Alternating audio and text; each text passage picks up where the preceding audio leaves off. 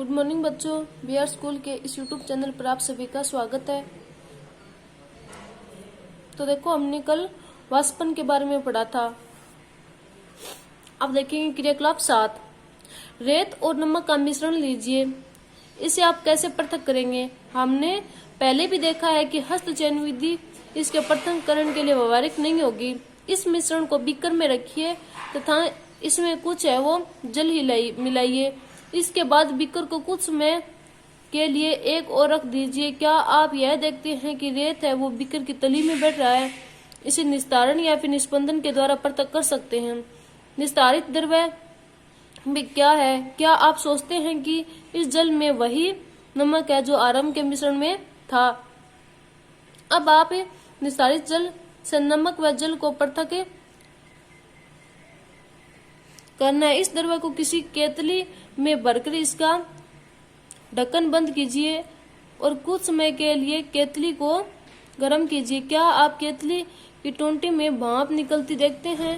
यानी जब इसको गर्म करते हैं तो केतली की टोंटी में वो भाप निकल रही है। देखो, जैसे इधर आपको दिखा रखा है। इसमें एक धातु की प्लेट लीजिए जिस पर कुछ बर्फ रखी हो। प्लेट को केतली की टोंटी के ठीक ऊपर पकड़िए, जैसा कि चित्र 5.13 में दिखाया गया है। आप क्या देखते हैं? केतली के सारे जल को भाप में बदलने दीजिए। जब भाप है वो बर्फ से ठंडी हो गई तो प्लेट के संपर्क में आते ही वह संघनित होकर द्रव्य जल बन जाती है। यानी देखो, इधर है वो इसकी भाप बन रही है और यहाँ ये ऊपर है वो बर्फ है। इसके कारण देखो, इधर है वो जल में बदल गई। ये भाप है वो, जब भाप है वो बर्फ से ठंडी की गई प्लेट के संपर्क में आती है तो वह संघनित होकर द्रव्य जल में बन जाती है। प्लेट के नीचे से बूंद बूंद होकर नीचे गिरने वाला यह जल संघनन द्वारा भाप बना है। जब वाष्प से इसकी द्रवावस्था में परिवर्तित होने की प्रक्रिया को संघनन कहते हैं। यानी ये जो जल है वो वाष्पन की अवस्था से द्रवावस्था में बदला तो इस प्रक्रिया को संघनन कहते हैं। यानी जल की वाष्पन से द्रव्य की अवस्था में परिवर्तन आना संघनन कहलाता है। क्या आपने कभी जिस पात्र में दूध को थोड़ी देर पहले उबाला गया था उस पर ढकी प्लेट पर संघनित जल की बूंदों को देखा है? जब सारा जल वाष्पित हो जाता है तो फिर केतली के पीछे क्या छूट जाता है? इस प्रकार हमने मिश्रण से नमक, रेत तथा जल को निस्तारित, निस्पंदन, वाष्पन व संघनन विधियों का उपयोग सफलतापूर्वक कर लिया है। पहली को रेत में नमक की पुनः प्राप्ति की समस्या है। उसने नमक को संपूर्ण पैकेट को रेत की थोड़ी मात्रा में मिलाया था। फिर उसने क्रियाकलाप 7 में सुझाई गई विधि द्वारा नमक को पुनः प्राप्त करने का प्रयास किया, परंतु उसने यह पाया कि वह तो लिए गए नमक के केवल थोड़े भाग की पुनः प्राप्ति कर पाती है और वह उसे त्रुटि कहाँ हुई है।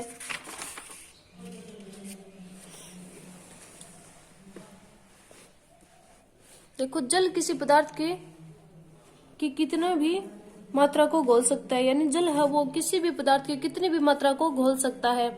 अध्याय 4 में हमने पाया था कि कई पदार्थ जल में घुलकर विलीन बनाते हैं, तब हम उस पदार्थ को जल में विलय कहते हैं। यानी कई पदार्थ वो जल में घुलकर एक विलय बनाते हैं जिसे हमें विलय कहते हैं। यदि हम जल की मात्रा निश्चित रखकर उस पदार्थ की मात्रा निरंतर बढ़ाते जाएंगे तो क्या होगा? क्रियाकलाप 8। इस कार्य के लिए आपको एक बीकर अथवा गिलास, एक चम्मच नमक तथा जल की आवश्यकता होगी।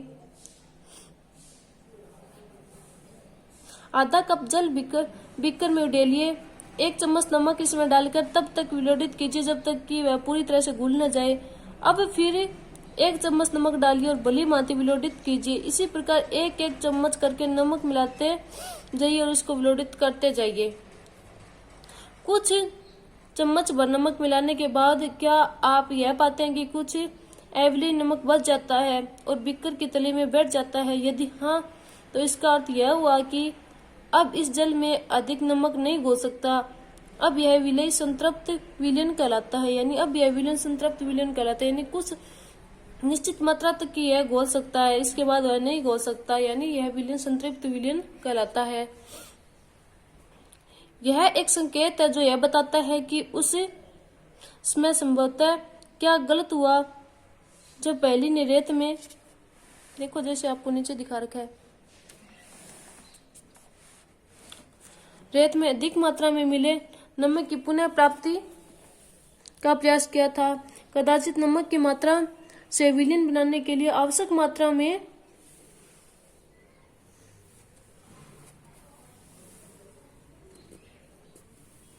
आवश्यक मात्रा वो बहुत थी।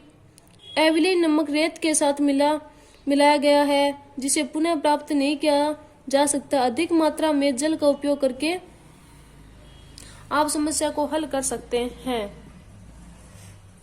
कल्पना कीजिए कि उसके पास मिश्रण में नमक को घोलने के लिए पर्याप्त मात्रा में जल है वो नहीं है, तो क्या किसी अन्य उपाय द्वारा जल की उसी मात्रा में संतृप्त विलयन बनाने से पूर्व पहली से अधिक नमक घोला जा सकता है? आइए इस पहली की सहायता करने का प्रयास करें। यानी एक क्रियाकलाप 9 क्रियाकलाप 9 में बताया गया, यानी इस क्रियाकलाप में हमें यह पता चला है कि एक निश्चित यानी जल एक निश्चित मात्रा तक को ही घोल सकता है, यानी नमक की निश्चित मात्रा तक को ही घोल सकता है, उसके बाद नहीं घोल सकता, और यह एक संतृप्त अवस्था आ जाती है।